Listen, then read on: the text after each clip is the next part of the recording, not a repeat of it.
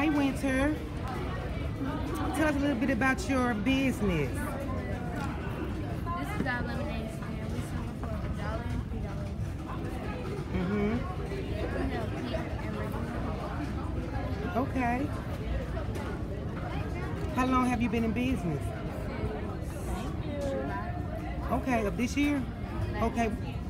What inspired you to start your lemonade business? My daddy, because he was like, if we want so we can stop asking for money and make our own money. Okay. Okay.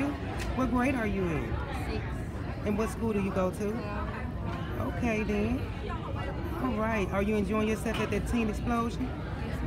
Okay. What did you learn today? It should be who you want to be. Choose and make friends. Okay. Okay. Okay then. Well, thank you so much for letting me interview. Are you nervous? I am a little bit too. That's all right, baby. Thank you so much, okay?